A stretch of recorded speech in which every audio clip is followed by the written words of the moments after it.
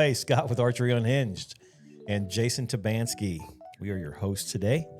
We're going to start our cool new segment that we wanted to do on video and in audio. And we got a little bit of show and tell here today. And we're going to call it, what are we going to call it, this or that? Yep, this or that. I think it's a good idea. Yeah, this or that. You know, and we're going to talk about polarizing subjects in the sport of archery. And we're going to start with rests because there's a lot of different rests available out there. And why do you shoot a certain rest or, you know, this or that one? You know? And we're going to go over a lot of different stuff, all the way down the bow, we call it basically. So it'll be kind of cool. Yeah. So this or that. This or that. So we're going to talk about rests today. We've got 4 lined up. Got 4 lined up, talk about all 4 of them, talk about the pros and cons. As an archer, as a new archer, you may get faced with questions when you go to the bow shop. Hey, how do you want to do this? And it's really preference. We'll talk about the things that are good, bad, and the ugly. That's what we're doing this for. Mm-hmm. There's no brand loyalty here to any one of these. We just happen to have these in the store, and we're going to see what, talk about each of them and what they do. But, like, for example, this is a limb-driven rest, and there are 2 or 3 companies that make a limb driver. Correct. This is a cable-driven drop away. There's probably 7 or 8 companies that make that kind of a rest. And we've got a whisker biscuit here, style rest, and then a blade.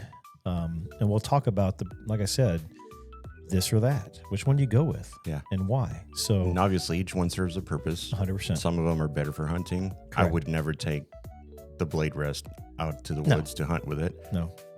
That's more of a target competition rest, things like that. So we can go over all that as well. Yeah, and so let's start with target. I mean, it's what we kind of specialize in. And honestly, you can shoot any of these 4 rests for target if you wanted to go out there and compete.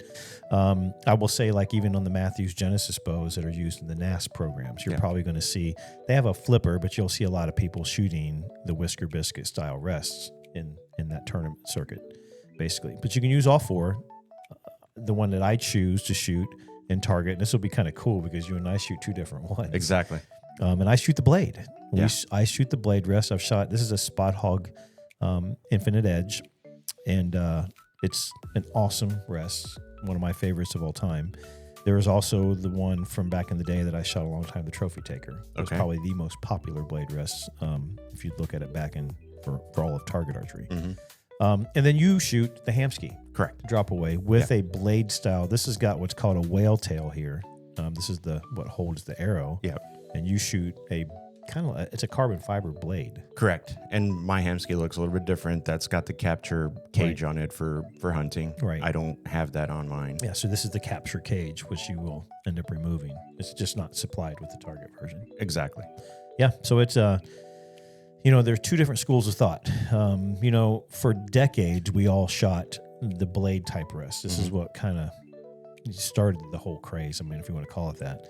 And then again, like I said, we've shot, back in the day, I shot what's called a springy or a flipper style rest. And then, Golden Key Futura had the dual prong. I wish I had some of these to showcase some of the old style rests, but they didn't really move, and it was 2 fingers that walked, that were up, and your cock vein actually went through the fingers. Okay.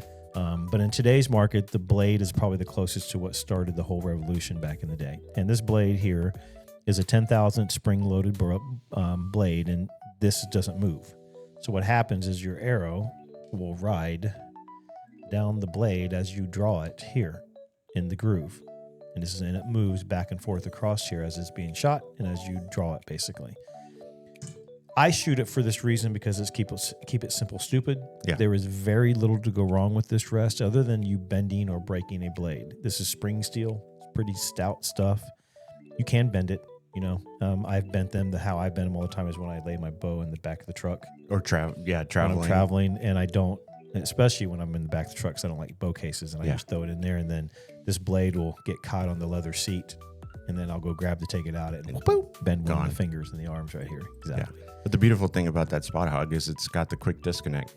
So the mount stays on the bow. Yes. You disconnect the head of the rest, put it in its own little square case. Yep. I'll show you what Jason's and it travels. About. So this piece will stay on your bow in perpetuity. Mm-hmm.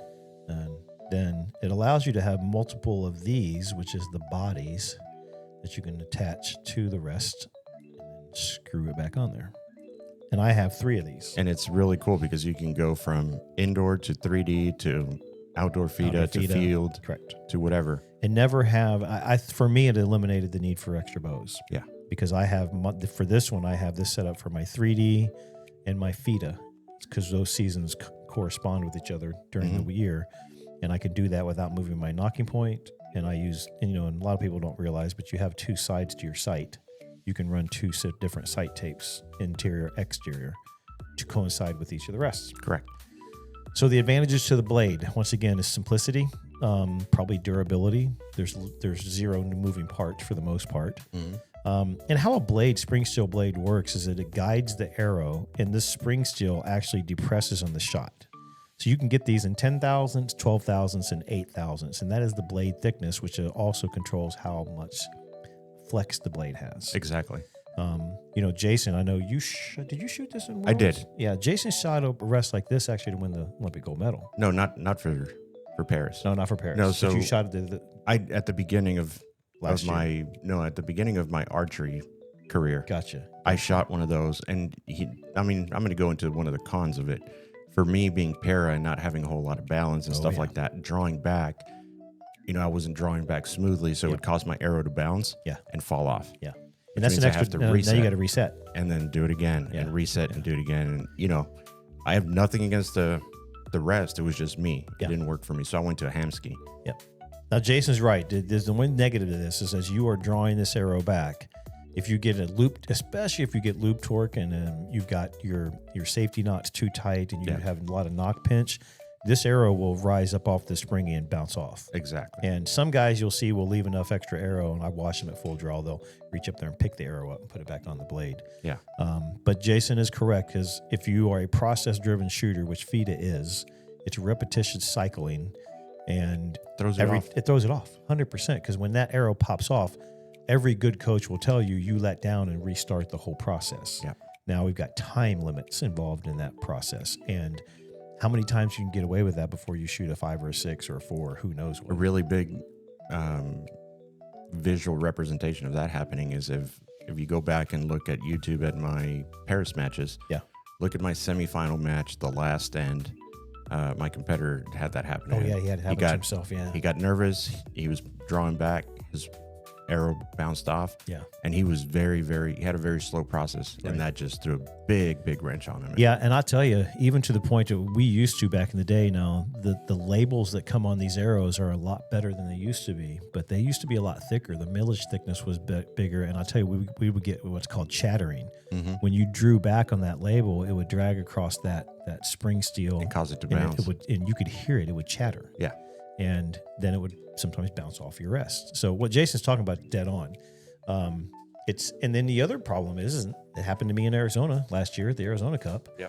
We're shooting in 30-mile-an-hour winds, and this arrow will come off of the blade while you're at full draw. It happened to me probably a half a dozen times. This year, Arizona was horrible. And there's videos of Paige having arrows fly off her rest, off her bow. Yeah. And it was the wind doing it. Yeah. Yeah. Can't so help that. As simple as it is, it also has some failures and points in that. And what we're talking about is all those. Mm-hmm. But on the flip side of it, it is a keep it simple, stupid. There's no moving parts. Like I said, we keep extra blades in here. Mm-hmm. I will maybe get on my soapbox a little bit with other manufacturers. This is what we call a Dave's best launcher. Yeah. Dave Cousins back in the day helped them design this launcher, and man, he's probably got millions of these out there in the archer's hands. And I love it because it's just a standard 2-screw set system. For a lot of years, this was the only blade out, the only one available, and all these arms that are on these rests were all the same. So it was modular. It was very easy to swap. But now you've got AAE with their single attachment system. You've got QAD with their single attachment system. You've got, I think it's Vapor Trail that has a wider base with 2-screw system. And it stinks because, you can't just swap right away. Like if something breaks, you can't go to someone else and grab something because they might have something different. And for years, I wouldn't even carry an extra blade because I could holler out to any guy on the range, hey man, anybody got an extra Dave's Best 10,000s? Yeah, and you'd have 20 of them. Mm-hmm. Here, man, take it. Now with all the advent of all these new rest companies and they're doing everything proprietary, you got to carry their own equipment. And I've always said to people as a coach that be careful because these two prong Dave's best launchers are out there in droves on the field. Some of those new QADs and the AEs and stuff, they're not, and you can't find them. Heck, sometimes the archer shops don't even have them. Yeah. So I'm a stickler on that when it comes to these spring steel rests. So mainly target for the most part, but has a place. Now, what Jason shoots in the same target world is a rest very similar to this. This is the Hamsky Trinity. You shoot the Trinity. Yep. So once again, he's talking about this cage is eliminated. You don't need it. And then he's got a blade, carbon fiber blade that is somewhat similar to this right here where this big whale tail is. Correct. And they make it in 5 different configurations. Yep. Yeah. And at first I started with a regular G-Flex. We took it off because, we were talking to somebody and they said that the arrow might catch the sides and climb a little bit and cause erratic shots. Right. So we went to a lizard tongue style launcher. Yeah. This year I got a little ballsier as I, more shooting, got more comfortable. Yeah. I went to this super skinny blade. And that one is literally as wide as the opening. It's like less than 4 millimeters. Yeah. I think it's probably 2.5. It's about as thick as an X10. Yeah. It's super skinny. Yeah. That one scares me. It's kind of scary, me. but I was able to get used to it, and I've flopped back and forth between those. But so the Hamsky, you do a couple things to it. That's set up in Hunter. So you take off the cage, you take off the whale tail, you put the G-Flex that you want, or you can even put one of those Dave's. You could run a Dave's on it. Exactly. Yeah. And then underneath it, it's got 2 adjustment screws. You pull one of those, and it comes with the target conversion. These screws right here. Yep. Yeah. You'll put in a longer screw, which will change the angle of that blade. Correct. Yeah, because right now it's set up for hunting. Right. A lot of people don't understand that these 2 screws are really they're really valuable because they control the launch angle of this blade here. And right now, this blade's probably sitting around 50 degrees, 55 degrees. It's set for hunting. Yeah, set up for hunting. And you can make this travel by draw length, by poundage, by everything. You can adjust it with these 2 screws. Correct. They're basically just washers that will go underneath, and it'll change the launch starting angle of that whale tail. And it could start here. I think you have yours set like 37 degrees. Yeah, 37 degrees, which is actually where we want we forgot to talk about that, where we want the blade angle on these spring steels. Yeah.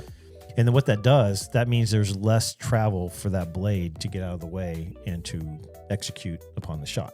There's less travel. So it's holding your arrow for a far less time cycle than when you go to these big 50, 55 degree angles that we have here. Yeah, and 55 degree blade angle, you want that because you have a broadhead at the front. You want clearance, you want everything. Hold it as long as you can. Exactly. Versus just having a regular target point. Correct. So yeah, I do that. And then the other thing that I do is the arm. You've got that arm set up with a little, we call them footballs. Yeah. The little screw that holds the cable and the rubber damper. Yeah. I am not a fan of that. I prefer the spring, and I carry a bunch of extra springs. Yep. Reason being is we shoot FITA. We're out in the sun. So the sun and the rubber, it starts wearing it'll on change it. your timing. Softer. Well, and it'll change your timing. It'll change your rest timing. Yeah. So to avoid that, I just go back to the old ones, put the spring on it, and then tie it directly to my limb. Yeah, and I wish we had an example of that here, but Jason, what he's talking about, this rubber dampener has replaced the spring in the new Hamskys. Now, a lot of people say the springs are noisy because it's metal and it's moving through a life cycle during the shot. It's target. What he's talking about here, and for the hunters, is probably not going to matter. Correct. But for you out in the FITA field shooting, you start during the summer. It'll be 80 degrees, and then by the time you are getting to the end of your round, it's 100. Yep. 90 degrees, and that temperature differentiation will cause this. And you can see here, I can stretch this rubber dampener, and I'm stretching it back and forth. Well, that gets easier as it gets hotter. Correct. So it will change your rest timing. For guys like Jay that's shooting 55 meters, and we can't afford a miss. Yeah. This can cause us to be more prone to a miss. Correct. And some guys may not, be question, why am I hitting lower? Why am I hitting lower? Why am I hitting higher? Your rest timing is off. Rest timing is off, and it could be this right here. Yeah. So that's what he's talking about is the old school Hamskys, and you can still buy these spring kits they provide. Yeah, you can call Hamsky. They can send you the spring, and they actually go right here on this. It's a different football arm here. Yeah, and it takes the place of the dampener. The springs are consistent. It doesn't matter about how hot it gets. They're going to be the same every single time. Yeah. Do they break? You know, I shot Hamsky for probably 7 or 8 years, and I've probably seen maybe 2 or 3. Dude, it takes thousands. Shots. I mean, I think Dave Cousins has a video. He had over 100,000 shots on one. Yeah. And finally the spring snapped on. Yeah. Yeah. But they're cheap, easy. You keep them in your pack. Yep.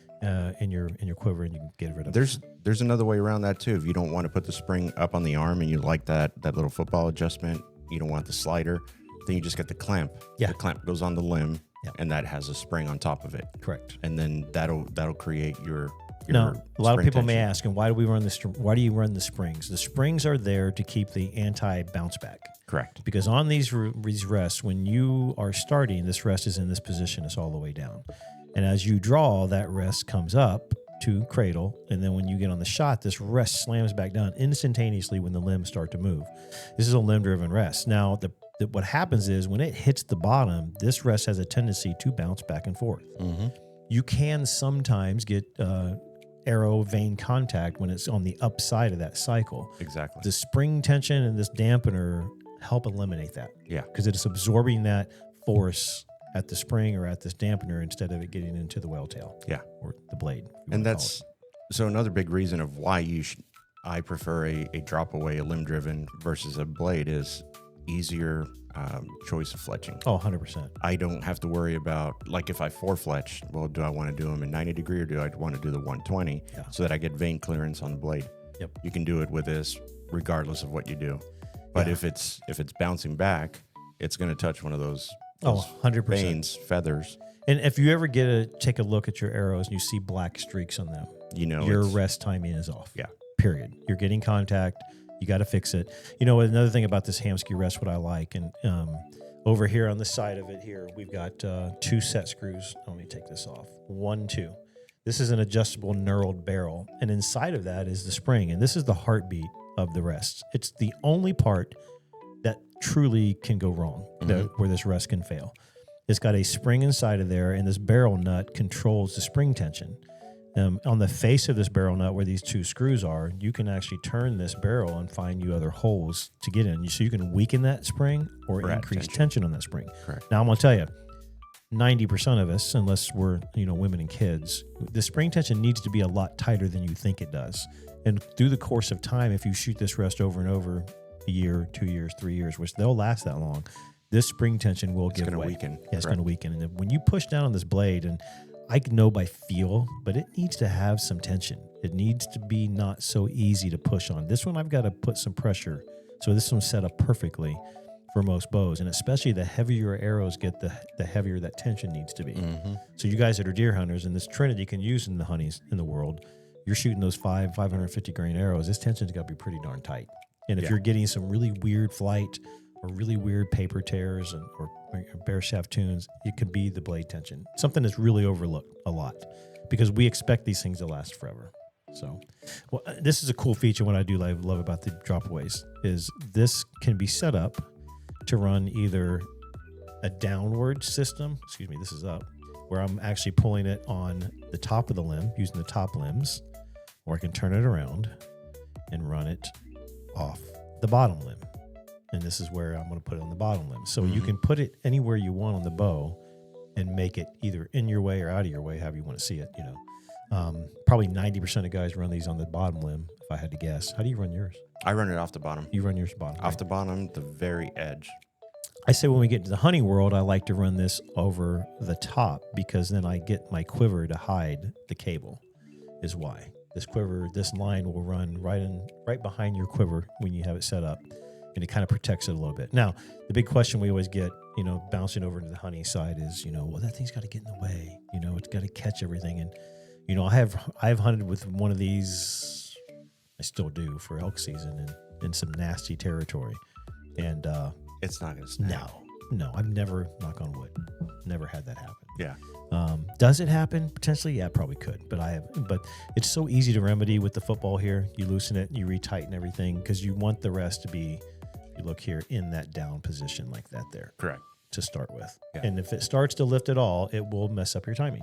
So it's Just important. tighten it up. Yeah, it's important to tighten it up and keep the blade in the down position. Now, the advantages to a drop away. This is holding your arrow, and I will tell you, and there's a lot of videos out about this. Your arrow goes through at full draw, and it's sitting here. Well, as your arrow is flying, that blade is starting to drop. In a perfect world, you want that blade gone when you get to 50% of your power stroke, which is when your arrow is there. So in other words, when I get to the middle of that label, this arrow should be free floating inside that cage with no contact whatsoever. Now, the $1 million question is that, it's going so fast. I will tell you though, there is a little bit of what we call point dumping when this arrow will fall inside the cage. And that is where if that bounce back comes back up, you'll get that blade contact as that blade is coming up a little bit. And there'll be black streaks in the bottom of your veins. I've seen it 100 times. But that is why this is far superior, because let's be honest, and I'm going to go a little education here. If I put this rest on my fingers here, and this is my grip, okay, and I break a shot, and I do whatever we all do, which is grip the bow a little bit, you can see I'm moving that blade. And the arrow's traveling. This arrow is traveling on the blade. So as this arrow is going through space, and I clip it a little bit, when I do, that arrow is going to jump over. And it's why I always say, if you're going to shoot a blade, it will help and reinforce a perfect shot process on your front grip. The beautiful part about a drop away is I do the same exact thing, and this sucker's sitting there in my grip, and I move it a little bit, and I do that, and there's movement.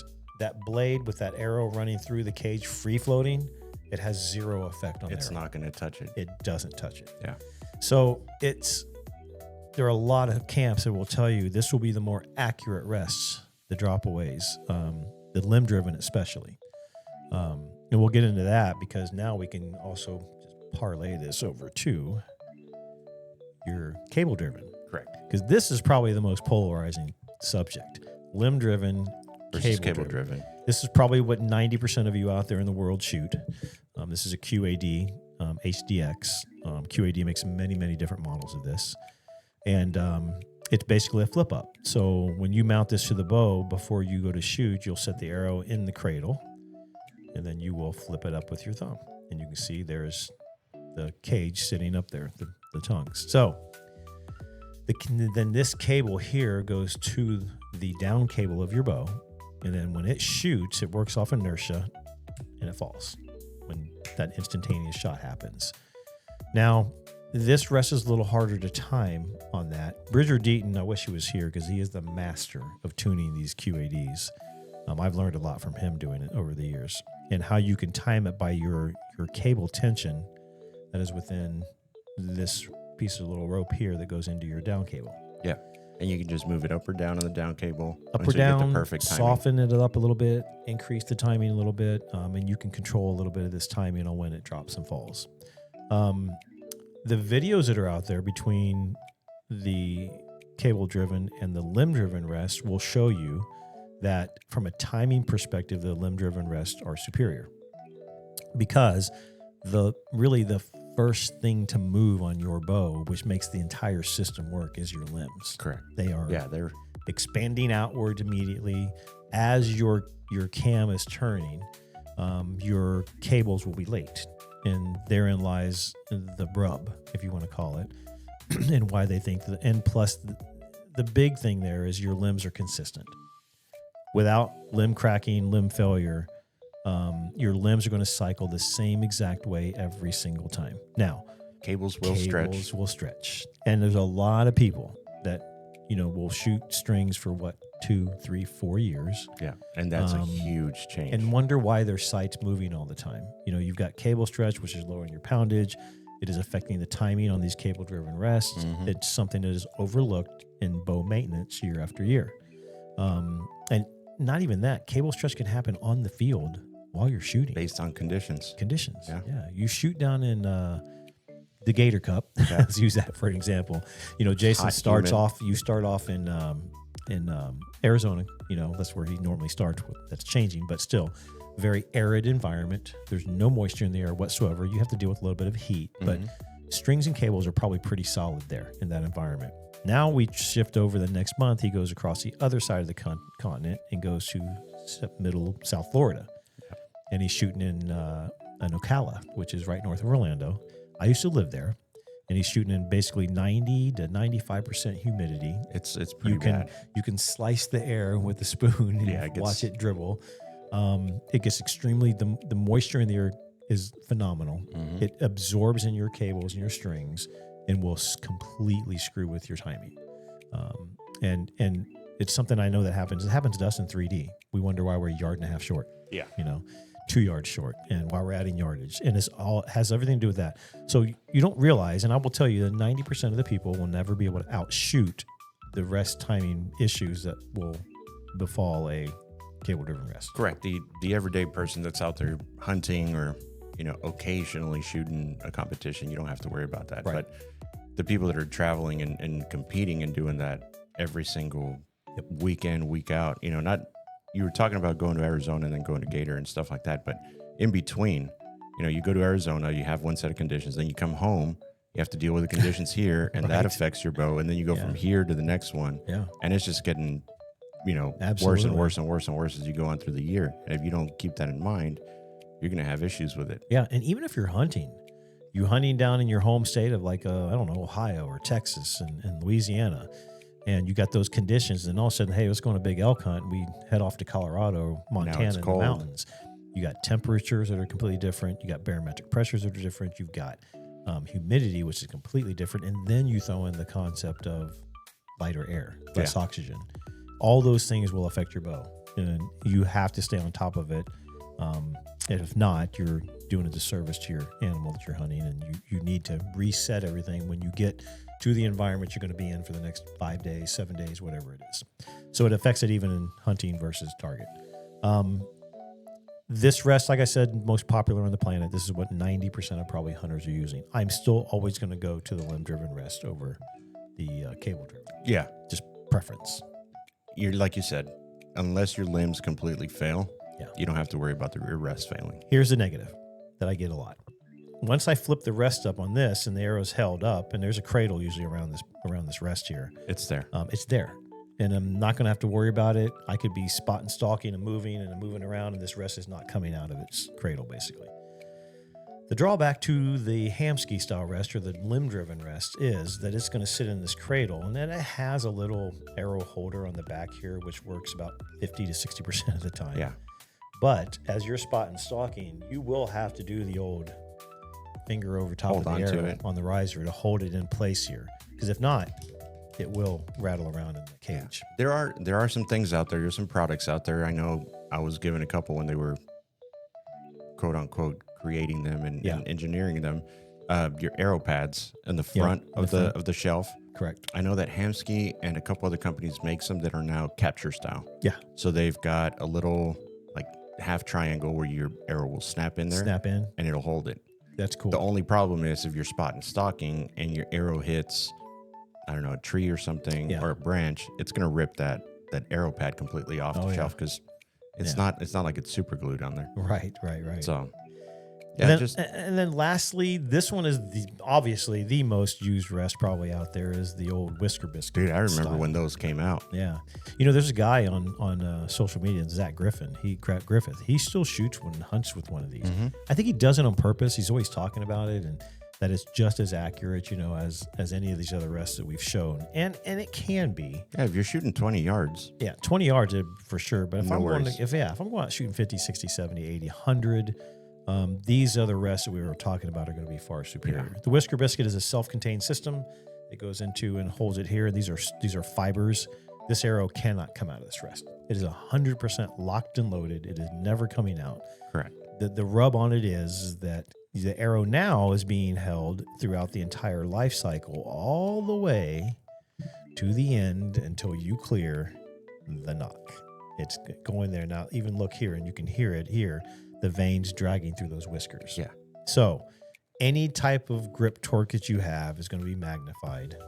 You're going to lose speed. You're going to lose speed because you get a lot of drag. The drag coefficient is pretty big. Yeah. Once those veins pass through those whiskers, it's going to slow it down. Exactly. But I'm not going to lie. I'm going elk hunting next week. I'll have one of these in my pack. Mm-hmm. Because in a pinch, if something happened to that drop away like this Hamsky, I can throw this on there, shoot it to stump in a couple shots, and get this sighted back in. And this rest will It'll hold you. It'll hold. Yeah, it'll get me through the hunt. I've had it happen to clients. I've had it happen to other guys where they've had to revert back to these in a pinch because their drop away quit working. So they do work. This one is the 100% do nothing rest. There's a 1 bolt and a bolt to control windage. There is no up and down, and you just put it on and go. Kind of simple. Like I said, not the most accurate thing in my opinion. A lot of people will argue with that, but I don't like the fact that as I'm going through that shot and I get any grip torque at all, that I'm affecting that arrow's flight no matter what. Yeah, you are. You're going to put that on there. But like you said, back to the pros, it's one of the most user-friendly rests. Cheap. For kids that are starting, for any kind of starter program. You've got those. Another one that I wish we had, but I still have in my very first bow is a capture. Oh, yeah. The one that's got the 3 brushes on it. Yeah. Same thing. Arrow goes in there. It's stuck.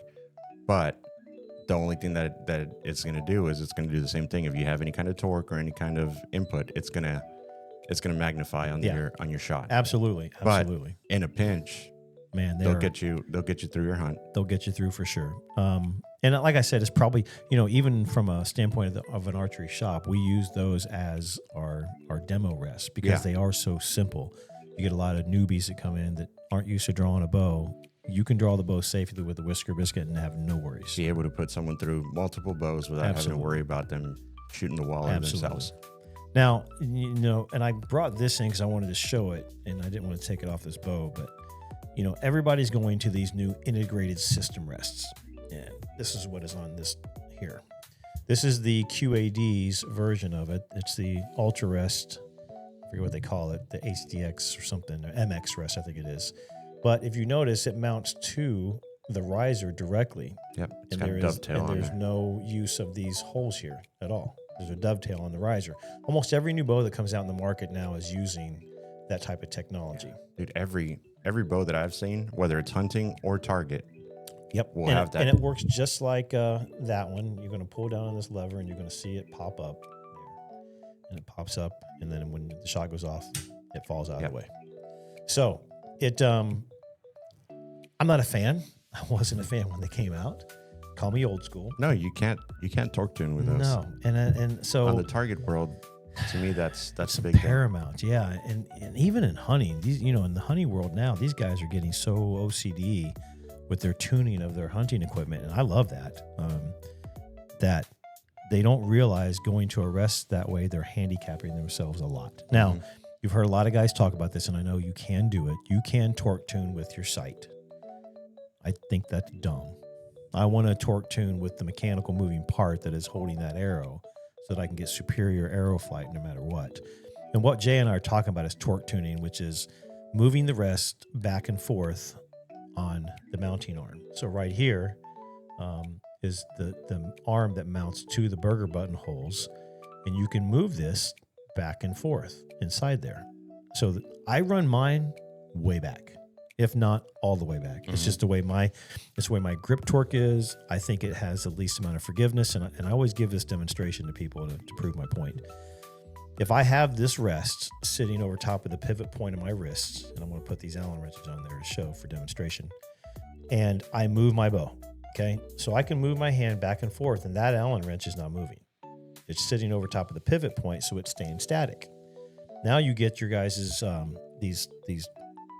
these riser mounted rests now that are so popular. You're basically over top of your grip, right where the grip goes into your web of your hand here, and I put it here. So now when I move it back and forth, everything is moving. This Allen wrench, which acts like the rest, is going to go back and forth as I move my grip. Once again, I go back in here into my wrist, and I move my wrist back and forth, and the Allen wrench stays static. And that is kind of like a rudimentary way of saying torque tuning. That's what we're doing. We're trying to find out where our torque is impacting arrow flight. Find that sweet spot. And find that sweet spot. Exactly. And then what we do, we move this rest back and forth on the bow to find out where that bow's sweet spot is for the torque tune. A lot of people call it French tune. That's also another thing, the way to call it. So with the integrated style rest, you've lost that ability. Now, you can do the same thing with your sight by moving your second axis around and moving your sight back and forth. Once again, I think that's cheating. My opinion. I want to affect the flight, aeroflight. Correct. Versus having impact. nominal aeroflight and using the sight to correct that. Yeah, that's because your arrow's going to be flying like shit. Same way. And it's going to be hitting. Yeah. Yeah. Then you wonder why those broadheads won't tune, or your arrows you're hitting like crap. Yeah. So it's that is probably my only soapbox thing that I don't agree with where technology is taking everything in today's world, which is the integrate systems that are out there. Just keep it simple, stupid. I like it old school. Mm-hmm. It's just the way I am. But we just went over 4 different rest styles that are out there. We didn't talk about recurve, but we could do that on another show. But, you can go with this one or that one. Hence the word this or that. This or that. What's it going to be? And you got to pick your poison. What you want to do as an archer, what you have the most confidence in is going to be the best option, best for you. But once again, all 4 of these can be used effectively in either target archery or bow hunting situations, and you will do just fine. Yeah. There comes a time where you get really serious about the sport. You're going to be picking one of these 4. I will tell you now that these 2 rests will completely own target archery. Mm-hmm. You're going to go with this one or that one of the 2. And in the bow hunting world, you're going to go with one of these 2, either the cable driven or the limb driven. It's going to be this or that. Yeah. So we wanted to go through each of these with you, kind of tell you the pros and cons.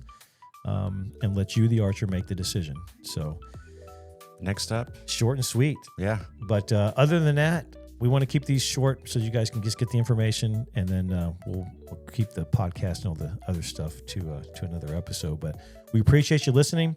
We will be going over one of these probably every episode, and we're going to be banking these and rolling these out throughout the year, talking about everything. I mean, everything. And I think you guys will really like the content of what we're discussing. Yeah, the people that are really into the tech talk and getting into the nitty gritty. Yeah.